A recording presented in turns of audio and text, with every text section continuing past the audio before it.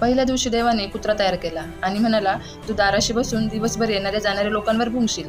त्या बदल्यात मी तुला 20 वर्षाचे आयुष्य देतो. कुत्रा म्हणाला, इतकी वर्ष फक्त भुंकण्यात जातील.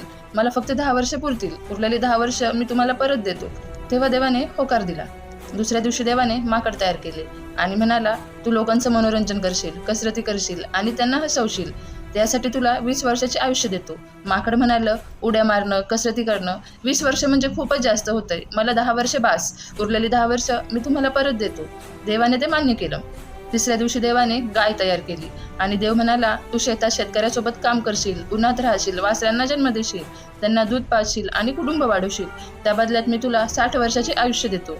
गाय म्हणाली, हे जीवन खूप कठीण आहे. 60 वर्ष म्हणजे खूप जास्त होतात. मला 20 वर्ष पुरतील. उरलेली 40 वर्षे तुम्ही ठेवा. देवाने होकार दिला. चौथ्या दिवशी देवाने मानव तयार केला आणि म्हणाला, तू फक्त खेळ, लग्न कर आणि आयुष्य एन्जॉय कर. यासाठी मी तुला 20 वर्षाचे आयुष्य देतो. मानव म्हणाला, फक्त 20 वर्ष, मला आणखी पाहिजे. गायीने सोडलेली 40 वर्ष, माकडाने सोडलेली 10 वर्ष आणि कुत्र्याने सोडलेली 10 वर्ष मला दे. एकूण 80 वर्ष. देव म्हणाला, जशी तुझी इच्छा. म्हणूनच असं तर नाही ना की पहिली 20 वर्षे आपण खेळतो, मजा करतो आणि आयुष्य एन्जॉय करतो. पुढची 40 वर्षे आपण कुटुंब वाढवण्यासाठी, कमाईसाठी कष्ट करतो गायीप्रमाणे.